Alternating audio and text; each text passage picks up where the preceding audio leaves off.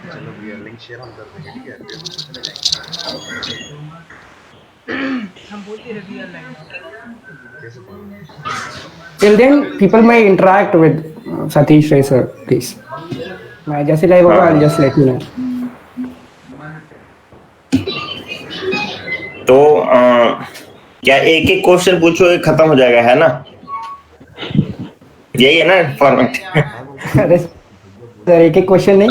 Okay, so first of all, ऐसा है कि मैं एक एक नाम लेते जाऊंगा. Okay, they'll ask their question. Live है हम? Okay, that's great. So, चल हाँ जी, लिंक भेजो बनाओ मेरे को। लाइव. कहाँ है भैया? कहाँ लेके ब्रो?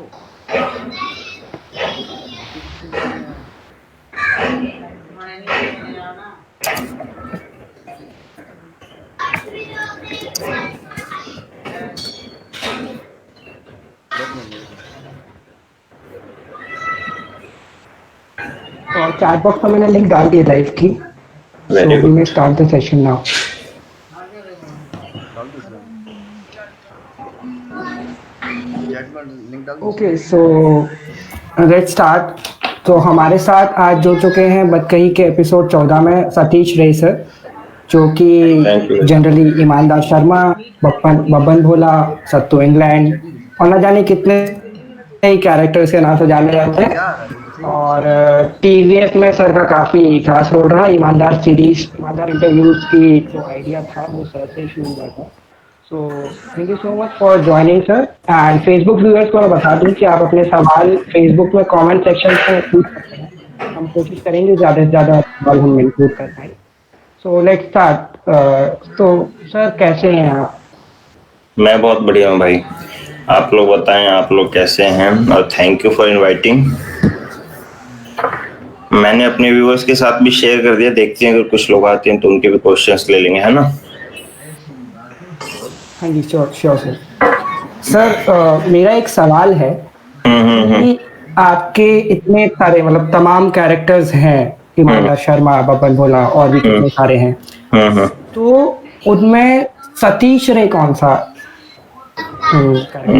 यार मेरे को लगता है कि सब में ना थोड़ा थोड़ा है, कुछ ना कुछ. जैसे सत्तो इंग्लैंड में मेरे इंग्लिश बोलने का तरीका तो है, मतलब वो बहुत ज्यादा वाइल्ड कर दिया है, लेकिन अगर तुम नॉर्मली भी मेरे को देखते तो मैं लगभग वैसे इंग्लिश बोलता हूँ. लेकिन जब मैं इंग्लिश बोलता हूँ, बब्बन भोला वैसा है कि मैं वैसा हूं तो नहीं, लेकिन बोलने का स्टाइल वगैरह मेरा वैसा. ईमानदार शर्मा में जो फ्लिप लेने का तरीका है, या फिर अल्फा पांडे में जो बिहारी एक्सेंट है, कहीं कहीं थोड़ा थोड़ा ऐसा रह जाता है.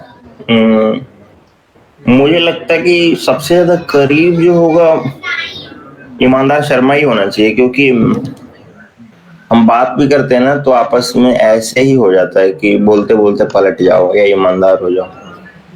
वो सबसे ज्यादा करीब होगा. लेकिन थोड़ा थोड़ा रहता है हर कैरेक्टर में ना अपना कुछ कुछ. तो तुम सोचते हो, कहीं से लेते हो और कुछ अपना डालते हो, है ना? 222 है। इससे जुड़ा एक और सवाल है मेरा कि ऑन स्क्रीन तो आपके बहुत सारे कैरेक्टर्स हैं अलग अलग, और कई में एक एक्सट्रीमिटी भी है कि कुछ कुछ एग्जैजरेशन भी, जैसा कि आपने बताया. तो रियल लाइफ में क्या आप उन कैरेक्टर्स का सहारा लेते हैं कुछ बात कन्वे करने के लिए? नहीं, रियल लाइफ में तो वैसे कोई कैरेक्टर नहीं करता मैं. लेकिन हाँ, जब कोई ऐसे ही सिचुएशन आ जाती है जहाँ पे मस्ती करनी है और फेंकना है, तो बब्बन भोला बन गए. कोई ऐसी सिचुएशन आ गई जिसमें थोड़ा सा जानबूझ के कॉमिक करना है कहीं पे सिचुएशन को, या फिर बॉन्डिंग करनी है किसी नए बंदे के साथ, दोस्त के साथ, तो ईमानदार शर्मा स्टाइल में बोल दिया थोड़ा सा. तो ऐसे क्या होता है कि भले वो एकदम ईमानदार शर्मा की तरह ऊंची आवाज में और मुंह बना के नहीं बोल रहे, लेकिन जो जोक्स हैं वैसे बोल दिया तो यूज हो जाते हैं. तो ये बॉन्डिंग के लिए इस्तेमाल कर सकते हैं. मैं वॉइस इसको कहीं रियल लाइफ में यूज नहीं करता कि इसको किसी को कुछ कहना हो तो कैरेक्टर प्ले करने लगूं. Okay okay. और सर मेरा एक सवाल और है कि जैसे कि अल्फा पांडे जो है वो बहुत ही एकदम ऐसे बगावत करने वाला कैरेक्टर है. ओके. तो और कई बार कंट्रोवर्शियल इश्यूज भी उठते हैं उस कैरेक्टर्स के थ्रू. किसी भी कंट्रोवर्शियल इशू को उठाना किसी भी आर्ट फॉर्म में कैसे कर सकते हैं, क्या बात है? बहुत बहुत रिस्की है, इंडिया में तो बहुत रिस्की है, मतलब जेल भी जा सकते हैं। लेकिन क्या है कि हम जब ये करते हैं अपने चैनल पे तो हम ये देखते हैं कि जब हम कोई ऐसा मुद्दा उठाते हैं तो बैलेंस्ड हो, समझ रहे हो ना, कि ऐसा नहीं हो कि एक किसी विंग को, राइट विंग या लेफ्ट विंग की वॉइस हो जाओ, नहीं।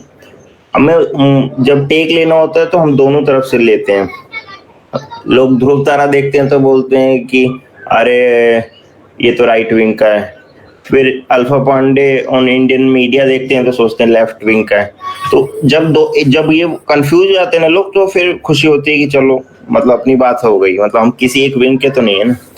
तो इसलिए होता है क्योंकि हमें दोनों तरफ से कहने के लिए कुछ ना कुछ है, हम किसी एक पक्ष को लेके बैठ नहीं, ये हमारा कोई एजेंडा नहीं है। हमें कोई चीज दिखती है, उसमें कॉमेडी दिखती है, सटायर दिखता है, हम बोल देते हैं, है ना, हम वो लिख देते हैं। अब अल्फा पांडे ही क्यों चुना? क्योंकि अल्फा पांडे की जो पहली वीडियो जो वायरल हुई थी, Alpha Pandey to America, humble request to America, तो वो धीरे धीरे ना अल्फा पांडे एक ऐसा बंदा हो गया जो कि बिहार का है, उसको कोई मासूम सा कैरेक्टर है अब, लेकिन वो धमकियां देता अमेरिका को, चाइना को, WHO को, है ना, UGC को, इंडियन मीडिया। वो छोटे लोगों से बात नहीं करता, वो जियोपॉलिटिकल इंटरनेशनल मुद्दों पे ही बात कर रहा है। और उसको लगता है कि चाइना कोई एक बंदा है, समझ रहे हो ना, कि चाइना ईयरफोन लगा के बैठ जाओ। अब वो ऐसी मासूमियत में बोलता है तो लोग भी नहीं बुरा मानते कि क्या, जरा सुन ले इसको क्या बोल रहा है। हाँ सही बोला। तो मुझे तो सबसे फेवरेट कैरेक्टर आपका बेसिकली ईमानदार शर्मा ही लगा, उसी से मैंने आपके वीडियो देखना चालू किए थे। अब बहुत लोगों का यही है। अब क्या है कि यार ईमानदार शर्मा तो लगभग बंद कर दिया, 8-10 महीने हो गए उसको प्ले किए हुए मेरे को। मतलब इसलिए भी क्योंकि मैं अब TVF के साथ जुड़ा नहीं हूँ, तो वो TVF में बनाया कैरेक्टर था, तो उस पे TVF का कॉपीराइट होना चाहिए, तो मैं उसको ऐसे बाहर नहीं प्ले करता। ईमानदार इंटरव्यूज वगैरह आएंगे, जैसे ही फिल्में शुरू होंगी लोग इंटरव्यूज देना शुरू करेंगे।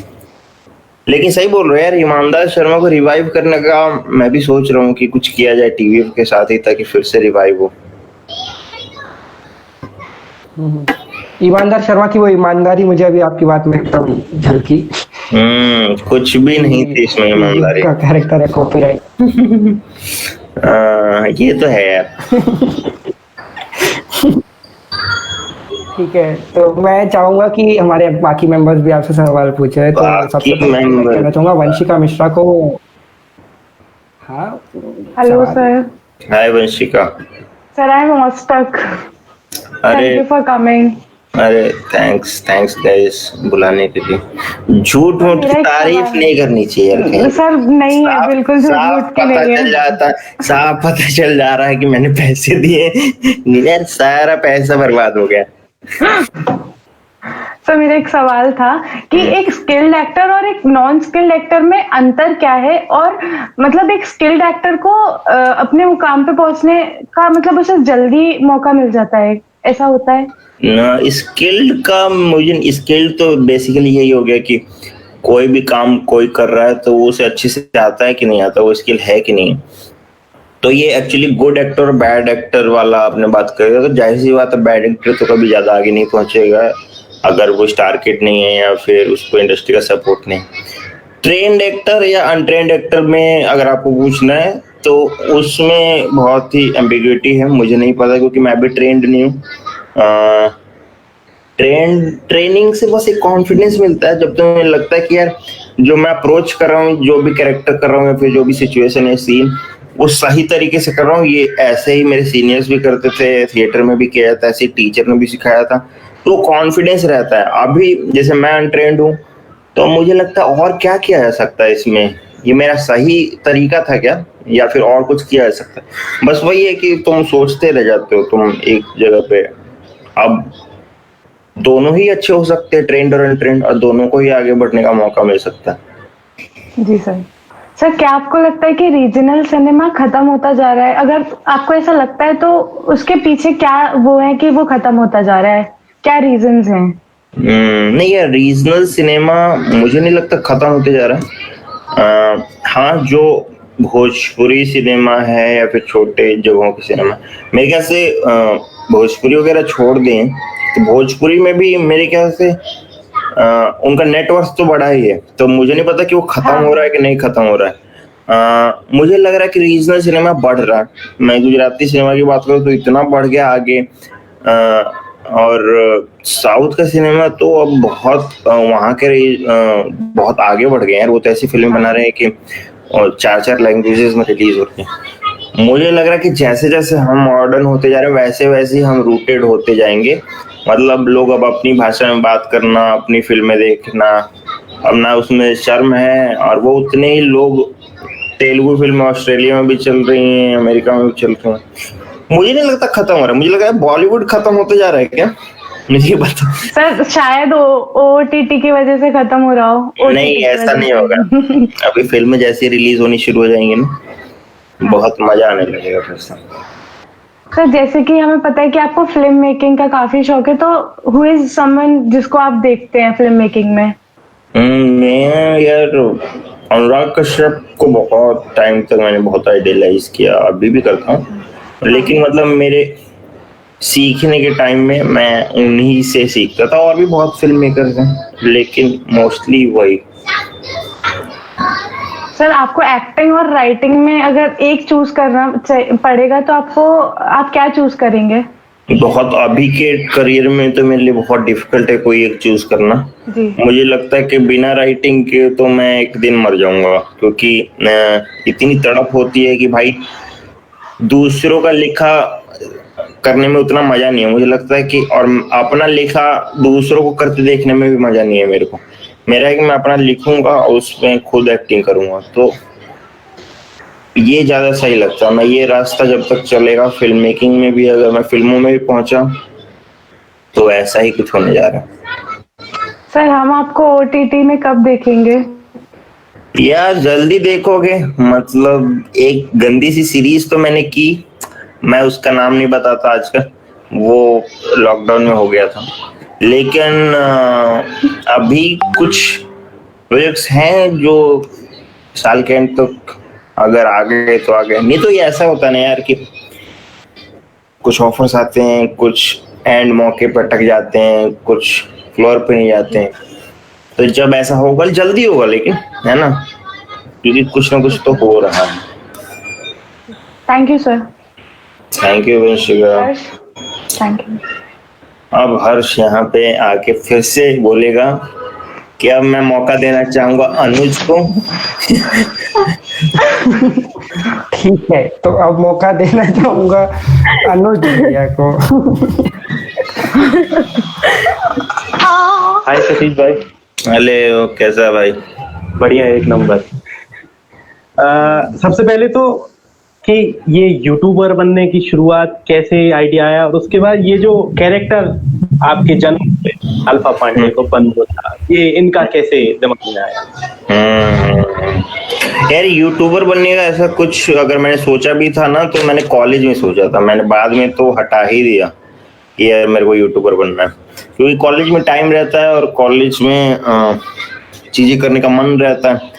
मैं 2014 में चैनल शुरू किया था अपना, एक बैक बेंचो नाम से, 4 वीडियो बनाने के बाद मेरे को लगा कि यार मैं तो यार फिल्में बनाने की क्या बना रहा हूँ मैं, तो मैं स्क्रिप्ट्स लिखने लगा बड़ी बड़ी, और मैं फिल्मों में आने का कि AD बन जाऊं कहीं, ये सब करता रहा। फिर बीच में भी 1-2 चैनल बनाए। TVF में आने के बाद लगा कि यार, मतलब TVF में आने से पहले तो मैं फिर भी फिल्मों में ही कहीं ना कहीं एड असिस्ट करने वाला था या फिर कुछ करने वाला था, लेकिन जब TVF में आया तो मुझे लगा यार ये तो पुराना सपना था, थोड़ा लेट पूरा होने वाला है, लेकिन क्या मैं शॉर्ट फॉर्मेट में जाऊं? मेरा बिल्कुल मन नहीं था छोटी वीडियोस बनाने का, लेकिन जैसे ही मैं TVF में गया धीरे धीरे मेरा मूड वही कॉमेडी और शॉर्ट फॉर्मेट में चला गया। फिर इंस्टाग्राम वीडियोस बनाने लगा। जब मेरी वीडियोस यूट्यूब पे दूसरे लोग डालने लगे तो फिर लगा कि यार अपना चैनल क्यों नहीं हो सकता, मेरे चैनल पे व्यूज आए। इंस्टाग्राम से उठा के फिर मैंने वीडियो डाली, और फिर ऐसा लगा कि जब यूट्यूब पे जो कमेंट्स होते हैं ना, क्योंकि यूट्यूब पे लोग वीडियो देखने के लिए आए हैं, इंस्टाग्राम फेसबुक पे लोग बातें कर रहे हैं, फोटोज डाल रहे हैं, है ना, अपना पॉइंट ऑफ व्यू रख रहे हैं, वहां पे वीडियो देखने के लिए कोई नहीं आया। लेकिन अगर कोई वीडियो आ गई तो देख भी लिया। यूट्यूब पे लोग वीडियो देखने के लिए आए हैं, वहां पे इतना सपोर्ट मिलता है एज ए क्रिएटर। और जैसे शुरू की वीडियोस मेरी आई और उसमें उन्होंने नेक्स्ट बिग थिंग या फिर बहुत आगे जाओगे ऐसी चीजें लिखनी शुरू की, मेरे को लगा कि ऐसा सब लिख रहे हैं कि नेक्स्ट बिग थिंग, तो कहीं ट्राई करते हैं, क्या पता 1-2 साल में कुछ अपने भी सब्सक्राइबर्स हो जाए। तो वहां पे लगा कि नहीं यार, इसको सीरियसली ले सकते, क्योंकि लोग मेरे को ज्यादा सीरियसली ले रहे हैं, मैं जितना नहीं ले रहा अपने आप को। एक YouTube चैनल को ग्रो करने के लिए कौन कौन से एलिमेंट की जरूरत पड़ती है, और इसके साथ कैसे अपने आप को ग्रो किया जा सकता है इंडिविजुअल या एज अ ग्रुप? यह मेरे को तो लगता है कि कोई भी ऐसे क्रिएटर, यूट्यूब चैनल हो या फिर रील्स हो या टिकटॉक हो या फेसबुक पे वीडियो बना रहे हैं आप, हर जगह कंसिस्टेंसी चाहिए, थोड़ी सी ओरिजिनलिटी चाहिए। मतलब ऐसा नहीं कि आप जो चीजें बन ही रहे हो वही बना दो, ऐसा भी लोग करते हैं और वो भी आगे जाते हैं, लेकिन थोड़ी सी अपनी ओरिजिनलिटी डालो, कंसिस्टेंसी, मतलब पेशेंस के साथ, कि तुम्हें पता है कि 1 साल तक तुम वीडियो बनाते जाओगे हर हफ्ते, फिर भी तुम्हें ऑडियंस नहीं मिल रही, और तुम उसके साथ यू आर ओके विद, मतलब तुम्हें कोई टेंशन नहीं है कि सब्सक्राइबर्स नहीं आ रहे। अगर तुम अपना टाइम देने को तैयार है तो फिर जरूर ग्रो होगा। उसके बाद बहुत सारी चीजें हैं कि क्या तुम अच्छे टैग्स डाल रहे हो, अच्छे थंबनेल बना रहे हो, है ना, अच्छा प्रोडक्शन कर पा रहे हो, शॉर्ट एंड क्रिस्प रख पा रहे हो, और कितना ट्रेंडिंग टॉपिक्स बना रहे हो, तो वो ग्रो होने लगता है। इस बीच में जब कंसिस्टेंसी अपन मेंटेन कर रहे हो तो क्वालिटी से कंप्रोमाइज किया जाना चाहिए या नहीं? नहीं, क्वालिटी से कॉम्प्रोमाइज तो कभी नहीं किया जाना चाहिए, लेकिन आपके बस में एक टाइम पे नहीं रहता है। एक टाइम के बाद आपको किसी ट्रेंडिंग टॉपिक पे बनाना पड़ गया, या फिर वीडियो नहीं आ रही, या फिर कोई आइडिया नहीं आ रहा, तो आप बोलते हो चलो कोई बहुत अच्छा भी नहीं है तो कुछ बना देते हैं। कई बार आप चाहते नहीं हो कि क्वालिटी कॉम्प्रोमाइज हो, लेकिन क्योंकि आइडिया आपने ऐसा सोचा है जो कि बहुत ज्यादा लोगों का फील नहीं कर रहा, जिसमें बहुत ज्यादा जोक्स नहीं आएंगे, तो वो भी लोगों को लगता है क्वालिटी कॉम्प्रोमाइज हो रही है। मैं तो कभी करने की कोशिश नहीं करता, लेकिन क्या होता है कि अब ब्रांड्स मेरे चैनल पे आने लगे हैं, तो अगले अब मुझे लग रहा है कि कहीं ब्रांड्स इतने हैं और उनके लिए वीडियो बनाना है तो क्वालिटी कॉम्प्रोमाइज ना हो जाए। तो हमारी कोशिश यही है कि हम वैसे ही वीडियोस बनाएं जो हमें बनानी है, ऐसी ब्रांड्स के लिए कुछ भी ना बनाएं। इसके अलावा जब हम अल्फा पांडे को देखते हैं तो अल्फा पांडे अपने वीडियोस में काफी गालियां बकता है। इस चीज को पहली बात तो अपनी फैमिली में एक्सेप्टेबल और थोड़ा सोसाइटी में इसको एक्सेप्टेबल कैसे बनाए? यार मुश्किल तो है, मतलब फैमिली कैसे एक्सेप्ट करेगी कि तुम गाली दे रहे हो। बस वही है कि उनको समझाना पड़ेगा कि कैरेक्टर है और ये ऐसे ही बात करता है। कोई भी कैरेक्टर गुस्सा होगा तो गाली देगा, खासतौर पे एक बिहारी कैरेक्टर, वो तो ऐसे ही अपना गुस्सा व्यक्त करेगा। लेकिन अब मैंने गालियां कम करनी शुरू कर दी।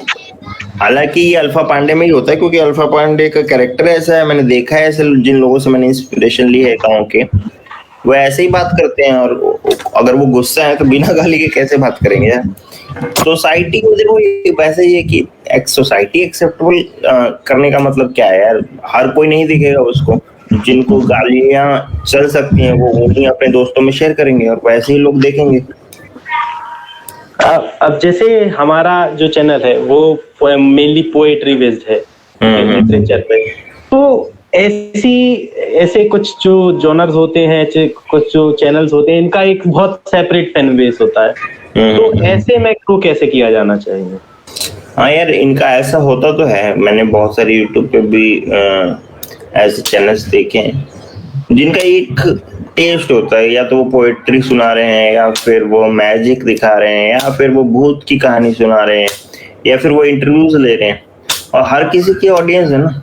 तो मैंने सबका एक ही तरीका है, रेगुलर रहना अपने काम में, कुछ नए तरीके से उसको करना और पेशेंस रखना, ट्रेंडिंग टॉपिक्स पे करना, अच्छे थंबनेल, अच्छा प्रोडक्शन रखना। Okay, thank you. Thank you Anuj. तो मैं वापस आ गया। एक सवाल फेसबुक पर आया है कि आप पंचायत जैसी सीरीज क्यों नहीं करते, आपको ट्राई करना क्यों नहीं करते? पंचायत अगर मेरे पास आएगी मेरे जैसे इंसान के पास तो क्यों नहीं करेगा? मेरे को अच्छी सीरीज आई नहीं है मेरे पास, मतलब मेरे पास वैसी सीरीज आती हैं जिसमें ज्यादा कुछ करने के लिए मेरे को इंटरेस्ट नहीं रहता, मैं फिर उधर किसी भी तरीके से कट लेता हूँ। एक बार गलती कर चुका हूँ, मैं दोबारा नहीं करना चाहता। मेरे को लग रहा है कि पंचायत जैसी सीरीज या फिर ऐसी सीरीज मेरे को तभी मिलेगी जब मैं लिखूंगा, क्योंकि चल के आना वो बहुत कम लोगों के पास किस्मत है ऐसी। अब जीतू भैया की किस्मत अच्छी है, शुरू से ही उन्होंने टीवीएफ में लीड रोल्स किए और उनको अच्छे अच्छे सीरीज उनके लिए लिख के उनको दिया गया, क्योंकि वो एक्टर भी अच्छे हैं। लेकिन एक्टर और लोग भी बहुत अच्छे हैं, उनके पास क्यों नहीं जा रही पंचायत? अब इसका जवाब तो मेरे पास नहीं है, लेकिन मुझे लगता है ऐसे टाइम पे कि मेरे पास अच्छी सीरीज नहीं आएगी, अच्छी फिल्म नहीं आएगी, तो मेरे को ही लिखनी पड़ेगी, तो मैं ही लिखूंगा वो, है ना? इस पंचायत वाले सवाल पे भी ज्यादा एक सीरियस सवाल आया है। नाम मुझे याद नहीं किसका था, वो फेसबुक पर कमेंट में कि उनकी गर्लफ्रेंड नहीं बन रही है। गर्लफ्रेंड नहीं बन रही तो क्या करें? इसकी बहुत सा एक वीडियो भी बनाया है, इसमें थोड़ा रखा कि गर्लफ्रेंड क्यों नहीं बन रही, उसको कैटेगरी वाइज समझाया है कि भाई कई लोग अप्रोच नहीं करते, कई लोगों का कम्युनिकेशन नहीं होता है ना, तो इसलिए भी गर्लफ्रेंड नहीं बन पाती है। लेकिन कोई बात नहीं है, काम करो यार, गर्लफ्रेंड बन जाएगी। ठीक है, तो जिसने भी ये सवाल पूछा था वो ध्रुव तारा वाला वीडियो जाके देख सकते हैं, पूरा ट्यूटोरियल उसमें दिया हुआ है कैसे आपकी प्रॉब्लम सॉल्व हो सकती है। और एक सवाल और है कि सर कुछ लोग आपके पद चिन्हों पर चल रहे हैं स्क्रीन राइटर बनने के लिए, ऐसा भी बोल रहे हैं क्या लोग? मेरा पर्सनली एक सवाल है इससे जुड़ा हुआ कि स्क्रीन राइटर, हाँ पद चिन्हों पर आपके स्क्रीन राइटर, हाँ क्या बोल रहे? एक स्क्रीन, मेरा सवाल ये है कि जैसे आपने पोएट्रीज भी लिखी हैं, सब पोएट्रीज लिखते हैं और भी चीज लिखते हो, पोएट्री से स्क्रीन राइटर पे आना या कोई स्केच लिखना कैसे लिख सकते हैं? कोई पोएट्री लिखता है तो वो स्केच कैसे लिखना चालू कर सकता है? ऐसा कुछ नहीं होता कि आप पोएट्री लिख रहे हो तो आप स्केच कैसे लिखो, या फिर आप स्केच लिख रहे हो तो पोएट्री कैसे लिखो। सवाल ये होता है, या सवाल ये है कि आप स्केच कैसे लिख सकते हो, सवाल ये है कि आप पोएट्री कैसे लिख सकते हो। कोई दूसरे पे डिपेंड नहीं करता, मुझे तो नहीं लग रहा कि करता। मैं इसलिए लिख लेता हूँ क्योंकि मैंने सभी आर्ट फॉर्म्स को उतना ही पढ़ा है ना। मैंने कविताएं इतने शौक से और इतने दिनों तक, इतने सालों तक बचपन से पढ़ता रहा कि मेरे को जब मैंने लिखा पोएट्री तो मेरे को ज्यादा टाइम नहीं लगा, मेरे को आधे घंटे में मैंने एक पोएट्री लिख दी थी अपनी पहली। मेरे को लगता है जितना आप उस आर्ट फॉर्म को देखते हो, पढ़ते हो, कंज्यूम करते हो, उतना ही वो आपके अंदर बसता है। अगर आपको नॉवेल लिखना है तो ज्यादा से ज्यादा नॉवेल्स पढ़नी पड़ेंगी, हर 2 दिन में एक नॉवेल पढ़ो आप। अगर आपको फिल्में लिखनी है तो आपको ज्यादा से ज्यादा फिल्में देखनी पड़ेंगी, ज्यादा से ज्यादा स्क्रिप्ट्स पढ़नी पड़ेंगी। अगर आपको स्केच लिखना है तो ज्यादा से ज्यादा स्केच देखो, फिर उनका फॉर्मेट, किसी दोस्त से उसका स्क्रीन प्ले मांगो कि यार इसका स्क्रीन प्ले दिलवा, फिर सोचो कि ऐसा क्यों किया है, ऐसे रिलेटेबल चीजों पे लिखो।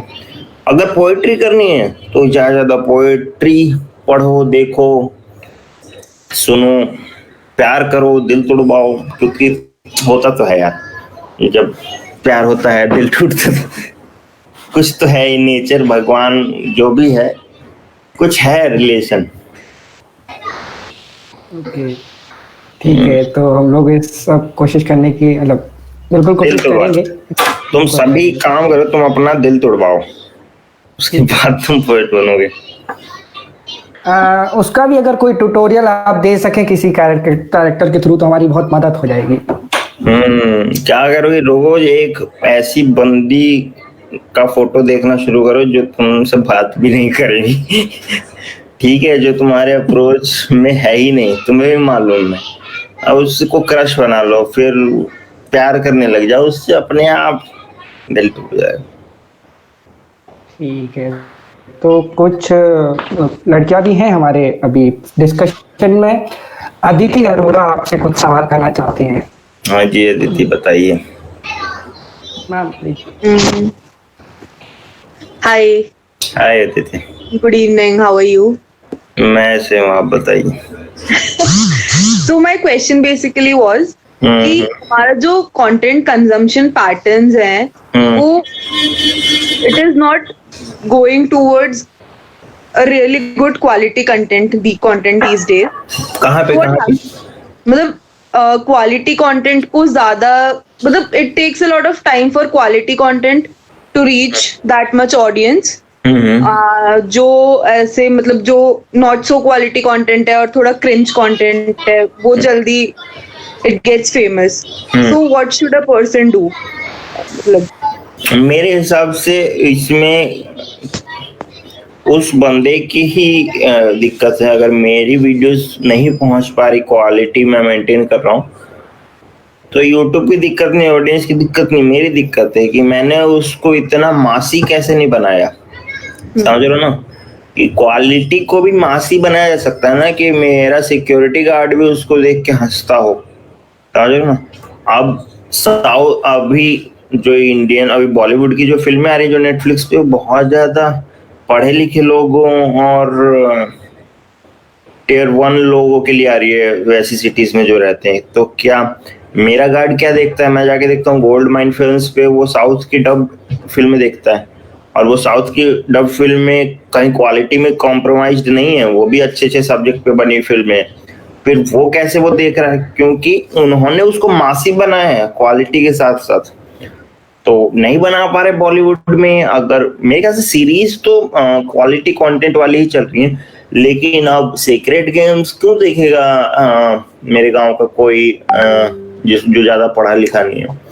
उसको वैसा ही जो उसको समझ में आएगा, तो उसको समझ में आने के लिए तुम उसके लिए भी बनाओ ना, कुछ ऐसी फिल्म बनाओ जो हर किसी को अपील करे, ऐसा कंटेंट बनाओ। और जरूरी नहीं है कि हर कॉन्सेप्ट को, हर कंटेंट को हर व्यक्ति तक पहुंचना जरूरी होता है। वो अपनी ऑडियंस तक पहुंच जाए, जिसको टारगेट किया वही बहुत है। Okay, thank you.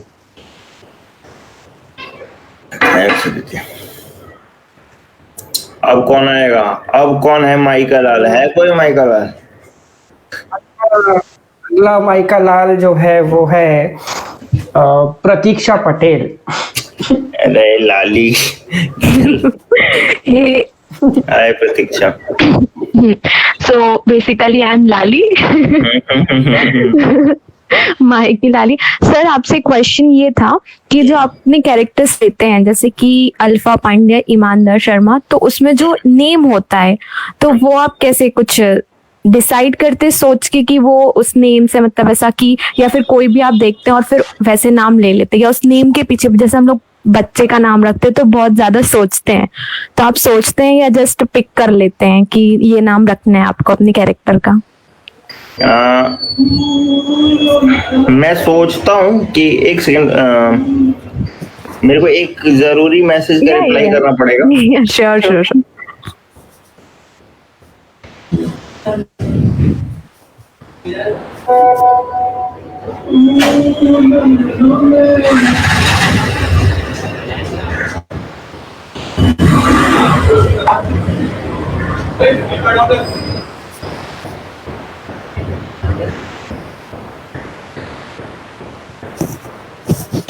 Sorry guys, sorry. हाँ तो यार मैं सॉरी, मैं जब भी कोई कैरेक्टर हम बनाते हैं तो सोचते हैं नाम कोई क्रिएटिव होना जरूरी है, जो कि सुन के बहुत अच्छा लगे, क्योंकि नाम बहुत अपीलिंग होना चाहिए। जैसे मैं अल्फा पांडे जब सोच रहा था तो वैसा था कि यार क्या ऐसा नाम रखूं, क्योंकि मैंने अपने गांव में ऐसे नाम बहुत जरूर देखे थे, मतलब अपने स्कूल के दिनों में। जो गांव में कोई बंदा है उसका नाम मैनेजर है, समझ रहे हो? मैनेजर 84 है, अब उसका नाम मैनेजर रख दिया गया पैदा होते। अब मैं भी ऐसे सोच रहा था क्या ऐसा देसी नाम हो जो इंग्लिश नाम हो, समझ रहे ना? जैसे मैं सोच रहा था कैलेंडर कुमार रख दूं क्या, है ना? अल्फा पांडे रख देता हूँ, है ना? मैंने मैनेजर मुखिया भी सोचा था, लेकिन एंड में मैं अल्फा पांडे पे मैंने डिसाइड किया। वैसे ही बब्बन भोला अभिषेक ने नाम दिया है, उसने बचपन में ऐसा किसी को देखा था फिर सोचा था, तो मेरे को बड़ा अच्छा लगा। मैंने जैसे नाम सुना मैंने कहा यही नाम रखेंगे इसका। तो ध्रुव तारा, क्योंकि ध्रुव राठी का स्कूल बनाया तो कुछ ऐसा चाहिए था जो हमने सुना हो। ईमानदार शर्मा, ईमानदार कुमार नाम रखा था क्योंकि ऑनेस्ट नहीं रखना था हमें, क्योंकि ऑनेस्ट तो बहुत लोगों ने नाम कर रखा है, हमने ईमानदार शब्द चुना। अब ईमानदार कुमार हमने किया और किसी ने सोशल मीडिया पे ईमानदार शर्मा लिख दिया टीवीएफ से, सोशल मीडिया हैंडलर ने, तो उसका नाम ईमानदार शर्मा करना पड़ा। Okay, so my next question is कि जो आपका TVF के साथ ईमानदार इंटरव्यू है, तो वो इंटरव्यू कितना ईमानदार होता है? बहुत ईमानदार होता है वो। जितना तुमको लगता है ना कि ऐसे कैसे बोल दिया, उनको भी लगता है कि ऐसे कैसे बोल दिया, तो पूरा वही, उसमें कोई भी धांधली नहीं है, उसमें कोई भी स्क्रिप्टेड चीज नहीं हो रही। सब मैं पिटने के अंदाज में ही जाता हूँ कि पिटिंग जब यहाँ पे पिटना होगा तो क्या बोल सकते हो। Okay, and my next question is कि आप जैसे कॉमिक प्ले करते हैं, कॉमेडी प्ले करते हैं, या फिर एक होता है कि आप सैड होता है या इंटेंस होता है, तो वो जो सैड होता है वो कॉमेडी मतलब टफ, आई थिंक तो टफ होता है। सैड प्ले करना is easy for me, but comedy play करना इज टफ। तो आपको क्या लगता है कि टफर है या नहीं है? हाँ, मेरे को भी ऐसे लगता है। एक्चुअली कोई भी इमोशन प्ले करना बहुत आसान है, लेकिन कॉमेडी करना बहुत मुश्किल है। राइटिंग में भी जाता है कि तुम लिख तो दोगे कि दो लोग रो रहे हैं और उनका ब्रेकअप हो गया है, वो अपनी गर्लफ्रेंड को या अपनी माँ को याद कर रहा है, सबको लगेगा कि हाँ यार दुखी सीन तो है यार, रो रहा है, बात में समझ रहे हैं हम, है ना? वो लोग भी ऐसे कर देंगे, इमोशनल म्यूजिक बजा देंगे, लोग रोने लगे। लेकिन ऐसा ना कि दो लोग, एक बंदा जोक मार रहा है और दूसरे को हंसा रहा है, अगर ये बात आपको दिखानी तो सही में आपको जोक मारना होगा, आपको सही में कॉमेडी करनी होगी। सिर्फ म्यूजिक बजा के कोई नहीं हंस देगा ना यार, हंसाना बहुत मुश्किल होता है, रुलाना बहुत आसान होता है। सो जैसे आप प्ले करते हैं या शूट करते हैं, तो ये वन शॉट में हो जाता है या फिर आपको रीटेक्स लेने होते हैं? नहीं यार, वन शॉट बहुत कम ही चीजें वन शॉट में होती हैं। रीटेक फिल्म मेकिंग का तो तरीका है, अब तो स्केचेस बनाने लगे हैं तो उसमें तो टेक्स लेते हैं बहुत सारे। जो अल्फा पांडे का रेंट रहता है वो कभी कभार मैं ट्राई करता हूँ कि वन टेक में करते हैं। ईमानदार शर्मा हमेशा वन टेक में रहा है, उसमें कभी आज तक कट नहीं लगा। Okay, thank you. So that's all my questions. Harsh, over to you. Thank you so much. Thank you Pratiksha. Sir मेरा एक क्वेश्चन है यहाँ पे कि जैसे आपने बोला कि कई आपके राइटअप्स हुए, कई स्केचेस हुए, कई आपके जो राइटअप्स कुछ भी है वो फेल हो जाते हैं। जैसे कि आपके आपने कुछ सीरीज का नाम नहीं लिया, आपने बताया कि वो बहुत ज्यादा चली नहीं, सब जानते हैं खैर। तो मतलब मैंने वो सीरीज देखी तो I was looking forward to something कुछ अलग लेवल थोड़ा सा। तो जैसे आई एम वेरी ईमानदार। तो यार क्या तरीका होता है ना, देखो मेरा सवाल ये कि वो लिखते समय तो आपने एकदम उसमें अपना 100% दिया होगा कि हाँ मैं लिख रहा हूँ, उस समय का आपका अलग परसेप्शन होता है। जब वो चीज नहीं चलती है या वो चीज हटानी पड़ती है लीक से, तो उससे जो अटैचमेंट होता है वो कैसे ओवरकम? बहुत आसान था मेरे लिए। तो जैसे मैंने और अभिषेक ने सोचा था, उस पर बहुत काम भी किया था, इसको बहुत सारे वीडियोस अनाउंस भी करते रहे, लेकिन उसका वो रिएक्शन नहीं रहा बल्कि उल्टा रिएक्शन रहा। अब इसके दो कारण हैं। एक कि 50% ऑडियंस को बिल्कुल ऑन पॉइंट पड़ा है जैसा हमने सोचा था, है ना, क्योंकि वो सुपर हीरोज का स्पूफ था हमें सुपर हीरो मूवीज पे टेक लेना था, हमने जानबूझ के उसमें गंदे लॉजिक दिखाए, गंदी वैसी बातें कि यार हड्डियां जाके डीएनए में जुड़ जा रही हैं, यहाँ पे पट्टी, यहाँ पे काटा, इधर पट्टी बांध ली। लोगों को लगा कि ये तो गलतियां हैं, बल्कि वो हमने टेक लिया था बहुत सारे, लेकिन वो हर किसी को नहीं पड़ा। और मैंने इसको इसी तरीके से देखा कि बड़े बड़े लोग, जग्गा जासूस अनुराग बासु ने 5 साल में बनाया, बॉम्बे वेलवेट 4 साल में अनुराग कश्यप ने बनाया, 3 साल में, इतना ज्यादा बजट गया। जिस दिन बॉम्बे वेलवेट आई और फ्लॉप हुई, उस दिन अगले 2 दिन तक मैं कमरे से नहीं निकल रहा था अपने हॉस्टल में, मैं इतना अनुराग कश्यप का फैन था, दीवाना था। और मैंने सुना कि अनुराग कश्यप उसी रात पार्टी कर रहा था। मेरे को बड़ा अजीब लगा कि भाई मैं तुम्हारे लिए, मैं इतना सैड हो गया हूँ, मैं नहीं निकल रहा हूँ, मेरे दोस्त पूछ रहे हैं कि भाई बॉम्बे वेलवेट तो फ्लॉप हो गया, मैं किसी को मुंह नहीं दिखा रहा हूँ और तुम पार्टी कर रहे हो। क्योंकि प्रोडक्ट कभी अनुराग कश्यप का प्लान था ही नहीं, उसका प्लान हमेशा जर्नी था। उसने वो जर्नी एंजॉय की, उसने वो फिल्म मेकिंग एंजॉय की, उसने श्रीलंका में जो सेट बनाया उस पर फिल्म करना एंजॉय किया। अब चली नहीं चली वो तो हिट एंड ट्रायल है, तुम्हें पता होता तो फिर हिट या फ्लॉप कैसे होता, सब कोई वही फॉर्मूला आजमा रहा होता। तो बड़ा अच्छा लगा कि यार मैंने और अभिषेक ने कहीं से भी कुछ भी ना करके अपने लेवल पे एक अच्छा कुछ बना के कुछ लाने की कोशिश की, वो नहीं चला, इट्स ओके, अगली बार कुछ और ट्राई करेंगे।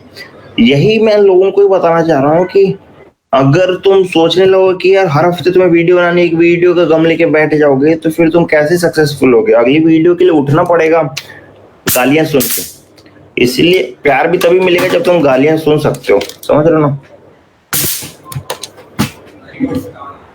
और कई बार राइटिंग वाला भी मैं बताता हूँ,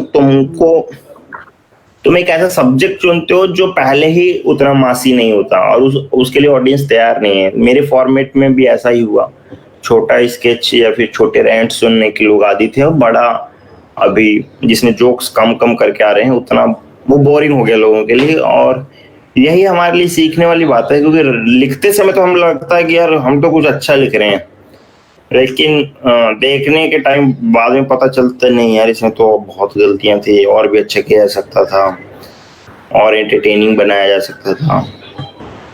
तो ये तो लिखते लिखते पता चलता है। ओके, ठीक है। सर एक क्वेश्चन है कि आपसे अभी तक की जर्नी में सबसे ज्यादा पूछा जाने वाला सवाल कौन सा है? बहुत ही कॉमन सवाल जो पूछते हैं लोग। इतनी ईमानदारी लाते कहाँ से हैं? मेरे को मन करता है कि ऐसा जवाब दूं ना कि मुंह बंद हो जाए, लेकिन मैं कुछ नहीं करता, मैं ठीक है। मतलब क्वेश्चन में कोई क्रिएटिविटी तो होनी चाहिए। इतनी ईमानदारी लाते कहाँ से, क्या मतलब? मैं क्या बाथरूम से लाता हूँ? कहाँ से लाता हूँ? परचून की दुकान से लाता हूँ? क्या सुनना चाहते हो? तो ये बहुत इरिटेट करने वाला क्वेश्चन तो और अभी तक आप जैसे जहाँ भी आप रहते हैं, कभी आप छपरा जाते हैं कहीं भी, ऐसा कोई इंसिडेंट, फैन मूवमेंट कर लो या कोई भी ऐसा इंसिडेंट जो आपको याद है कि आप रोड पे चल रहे हैं और कोई फैन मिला या कोई भी आपको स्पॉट किया हो? होता है यार। पहले मेरे पास 1-2 ऐसे थे, लेकिन अब ज्यादा हो गए हैं, तो मैं कौन सा वाला बताऊं। लेकिन कुछ ऐसे होते हैं जिनको लगता है कि किसी तरीके से और ज्यादा समय बिता लें, बात करते रहें, नंबर ले लें, फिर रोज गुड मॉर्निंग भेजें। अब मैं भी ऐसे बंदा हूँ, अब कोई ज्यादा जिद करता है तो मैं नंबर दे देता हूँ, है ना। फिर एक बंदा तो ऐसा था कि पार्क में दौड़ते समय मिल गया, वो अपनी गर्लफ्रेंड से बात कराने लगा, उसकी गर्लफ्रेंड ज्यादा टाइम तक बात करने लगी। अब वो चाह रहा था कि मैं बात करते रहूं उसके साथ, तो वहां से निकलना मुश्किल हो जाता है। कोई बड़े अच्छे होते हैं यार। जैसे इंदौर गया था मैं तुम लोगों की तरफ, तो एक बंदा मिला जो बोल रहा था कि भाई आज की रात मेरे साथ समझ रहे ना, कि यार मैं घुमाऊंगा आपको सराफा, मैं घुमाऊंगा ये सब। किसी लोकल बंदे के साथ भी घूम सकते हो आप, दारू पियेंगे, बैठेंगे, बस मजा आ जाए। जैसे मैंने भी सोचा हुआ है ना कि मेरे को भी किसी दिन बैठ के किसी अपने एक फेवरेट के साथ मैं भी सोचता था कि जाकिर खान के साथ दारू पी के बात करने में कितना मजा आएगा। अब उसका भी ख्वाब यही था कि मैं इनके साथ बैठ के, तो पूरी कोशिश कर रहा था कि मैं वो दारू पी ले मेरे साथ। वो वैसे ही बंदे होते हैं। फिर ये बात तो एकदम आपकी सही है। तो वैसा ही एक बंदा, मैं भी आपका बहुत बड़ा फैन। अगर हो सके पोएम अपनी लिखी कोई भी। हाँ, क्या बोला? अपनी लिखी कोई भी एक पोएम अगर सुना सके तो। हाँ यार, जरूर सुनाऊंगा। कौन सी सुना दूं? चलो यार,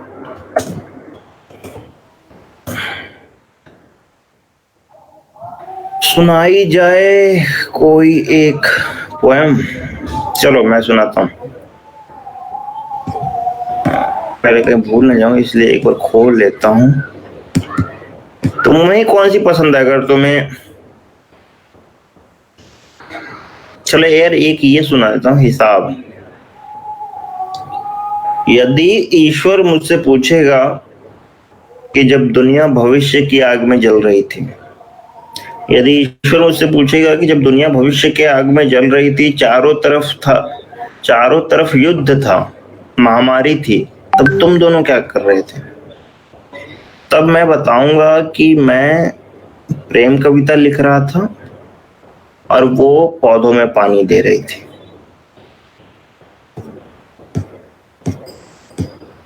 यह ऐसी ही शांति मैं सुनता हूँ अधिकतर पोएम्स के बाद। चलो एक और सुनाता हूँ मैं तुम्हें, ताकि तुम्हें वो वाला मजा मिल जाए जो तुम चाहते हो। नहीं, अच्छी थी, मैंने सोचा थोड़ा और लंबा चलेगा। कोई दिक्कत नहीं, सोचते हैं लोग। एक है कि ये एस्ट्रे खाली क्यों है, चलो मैं भर जाऊंगा। ये एस्ट्रे खाली क्यों है, चलो मैं भर जाऊंगा। ये आखिरी सिगरेट है, इसके बाद सुधर जाऊंगा। ये कहानी अब तक तो बहुत खूबसूरत है, ये कहानी अब तक तो बहुत खूबसूरत है, इसका अंजाम मत बतलाना, मैं डर जाऊंगा। अब ये वाली लाइन बड़ी फेवरेट है मेरी, कि मैं छूऊंगा हर वो चीज जो उसने छुई होगी। मैं छूऊंगा हर वो चीज जो उसने छुई होगी, मैं किसी रोज जब उसके शहर जाऊंगा। मैंने हर लड़की को चाहा यही सोच के, मैंने हर लड़की को चाहा यही सोच के कि अगर ये ना मिली तो मर जाऊंगा। समझे?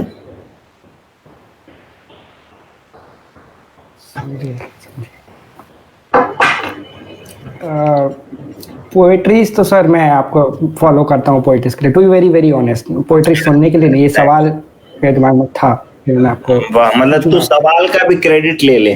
मतलब उस बंदे ने पोएट्री सुनाने को बोला, उसका भी क्रेडिट ले ले तू। उस बंदे को मैंने गाड़ी पे बोला था अभी आधे घंटे पहले सवाल का। चाहिए क्रेडिट के लिए नहीं लड़ना चाहिए, क्रेडिट के लिए लड़ोगे तो फिर चैनल चला जाएगा। ठीक है सर, मैं ये चीज ध्यान रखूंगा। तो एक सवाल मेरा ओरिजिनल, ये बंदा क्यों पूछ रहा है, ये क्यों आया है, ये क्या ब्याह में आया है? नहीं भाई, आओ ब्याह में आया हो तो नकीब सवाल पूछ ले भाई। नकीब से बोलो सवाल पूछने को, खत्म करते हैं इसको। ब्याह शादी तो होती रहेगी यार भाई। नकीब आखिरी सवाल पूछो जो भी है इस सेशन का, जो तुम्हें लगता है बच गया। आप किसी भी कैरेक्टर का स्पूफ लिखते हो तो मतलब उसकी शुरुआत कैसे होती है? हाँ, स्पूफ अगर कैरेक्टर का लिखना है, देखो दो तरीके से होता है। एक तो तुम ओरिजिनल कैरेक्टर बना रहे हो, जैसे ईमानदार शर्मा, बब्बन बोला, अल्फा पांडे, या फिर तुम स्पूफ बना रहे हो जैसे मोटिवेशन महेश्वरी या ध्रुव तारा। तो पहले तुम्हें उस बंदे को उतना देखा रहना चाहिए कि तुम्हें हर चीज मालूम हो।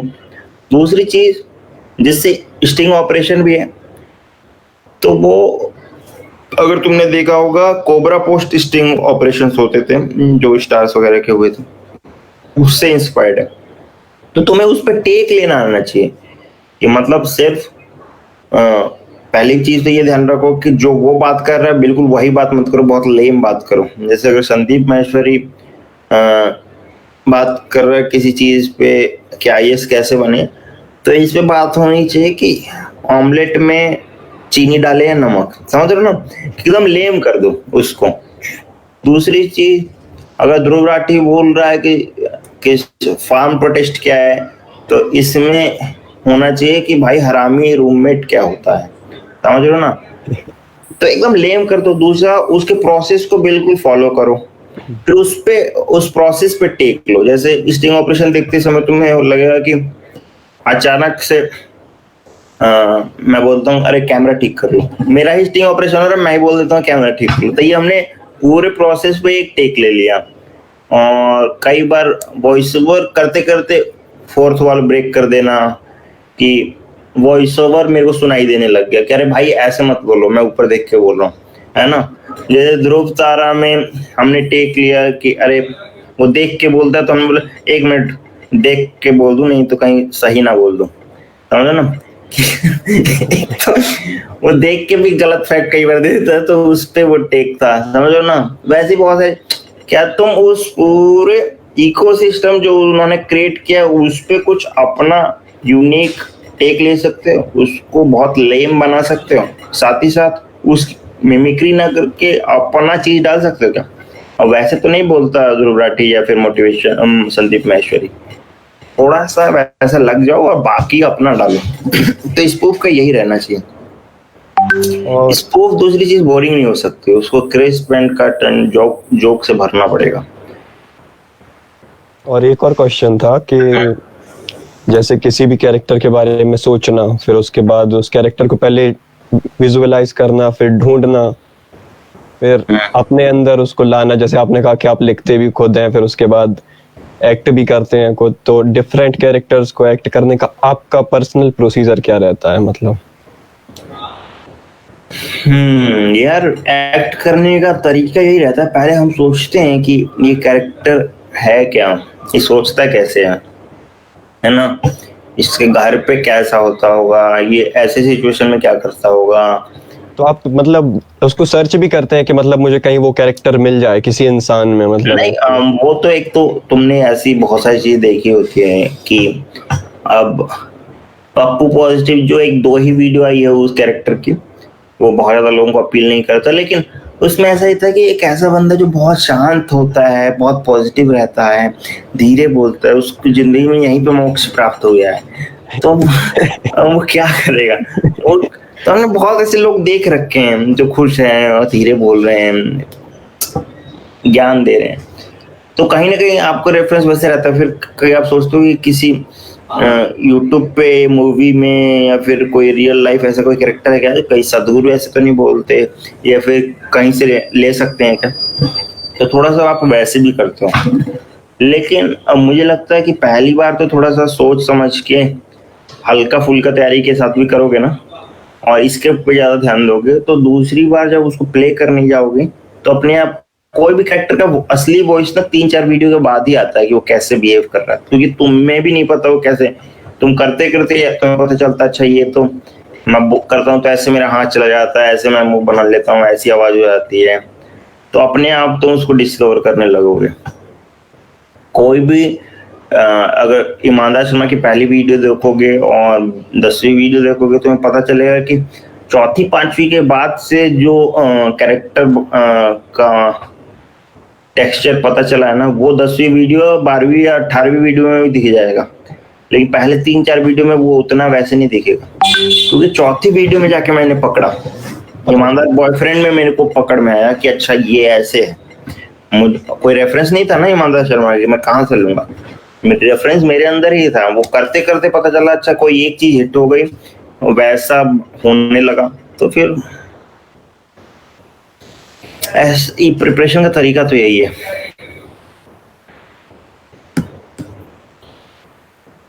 चलो भाई, कौन कंक्लूड कौन कर रहा है इसको? हर्षी करेगा। मैं सारा क्रेडिट। थैंक यू रकीब, बहुत अच्छा क्वेश्चन पूछा तूने, बहुत I am really proud of you and all. हाँ भाई हर्ष, कोई सवाल पूछना? मेरा एक बहुत ही हाँ, एक सवाल आखिरी कंक्लूजन वाला सवाल है वो ये कि कंक्लूड करो कि ना नहीं वो तो मन है मेरा कि नहीं करूं, लेकिन करना तो पड़ेगा। तो ईमानदार शर्मा से मैं ये बात जानना चाहता हूँ कि आज का ये सेशन कैसा लगा? यार बहुत मजा आया, ऐसा तो नहीं कहूंगा क्योंकि नहीं आया, लेकिन हाँ यार तुम लोग इतने सारे थे, इतने 7-8 बंदे, तो तुम ये सोच के तो आए थे कि अगर ऑडियंस ना आए तो हम ही ऑडियंस बन जाए, है ना, ताकि ऐसा ना लगे कि कोई देख नहीं रहा। तो ये प्लान जो तुम्हारा मास्टरमाइंड प्लान है मेरे को बहुत अच्छा लगा कि भाई 7-8 लोग तो देख रहे हैं कम से कम। सही है यार, बहुत अच्छा लगा मेरे को तुम लोगों से बात करके, अलग अलग तरीके के क्वेश्चंस थे, मजा। और इसमें हम क्या इम्प्रूव कर सकते हैं सीरीज में, बतकही में? इंटरनेट कनेक्शन इम्प्रूव कर सकता कुछ है। एलिमेंट्स हैं जो ठीक है, वो मैं इंडिविजुअली में बहुत कोशिश करूंगा उसकी, और एज अ टीम अगर सर इस सेशन में कुछ इम्प्रूव कर सकते हो। एज ए टीम मैं नहीं बता सकता क्या कर सकते हो, और अच्छे क्वेश्चंस ला सकते हो और रिसर्च कर सकते हो जिसका इंटरव्यू ले रहे हो। जैसे नकीब ने बड़ा सही मेरे से क्वेश्चन पूछा, तो ये लास्ट में पूछा इसलिए शायद मेरे को अभी ये याद आ रहा है, लेकिन वैसे वैसे ही क्वेश्चंस पूछते रहो, बाकी सबने भी अच्छे पूछे। और शॉर्ट एंड क्रिस्प जो ऐसी चीजें जो ज्यादा ना पूछी गई हैं, जैसे नहीं सोची जाती हैं, वैसा करो। और मेरे को तो लगता है कि कोई भी इंटरव्यू जितना मुद्दे पे on point short and crisp होगा सही रहेगा, मतलब अगर व्यूज वाइज देखना है तुम्हें तो। ओके, श्योर सर, इस बात का मैं जरूर ध्यान रखूंगा आगे से, और छोटा वीडियो या छोटा नहीं, टू द पॉइंट। हाँ, टू द पॉइंट सही है, ये भी सही है, क्योंकि बात का ही तुम लोगों का फॉर्मेट ऐसा है कि गांव में घूर ताप रहे हैं लोग, बात कर रहे हैं, है ना, ये भी सही है, मतलब मजा है। ठीक है, thank you so much sir आज ज्वाइन करने के लिए हमारे साथ, और आई होप कि इंदौर तक तो आप आ गए थे, तो थोड़ा ही दूर है सागर वैसे। मैं सागर आने वाला था, लेकिन सागर भी ज्यादा रात हो गई तो नहीं आया। मुझे पता चला सागर में लुटेरे रहते हैं, इसलिए मैं नहीं गया। अब ये बात कितनी सच है क्या है? सागर बहुत ही पाक साफ शहर है, कायदे से बहुत ही सुरक्षित। लोग बोल रहे थे कि अगर तुम सागर गए तो तुम्हारे गागर में सागर भर देंगे। अब ये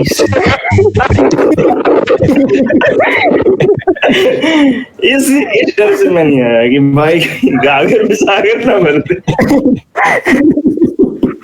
नहीं, मैं उन लोगों की करीब ना करता हूँ जो ये बात कहते हैं, और मैं आपको लिटरली इनवाइट करना चाहूंगा कि आप सागर जरूर आए। गागर में सागर नहीं भरा जाएगा, हम अभी कोशिश कर रहे हैं कि हमारा तालाब भर जाए, वो खाली हो गया है तो काम चल रहा है, तो बहुत बड़ी महामारी हो जाएगी। तो thank you so much sir, हम वेट करेंगे कि आप कभी सागर आए जरूर, और बतकही में जुड़ने के लिए बहुत बहुत बहुत शुक्रिया। Thank you guys, thanks, take care, thank you sir, have fun, bye bye. Thank you. मेरा नाइट खत्म हो गया।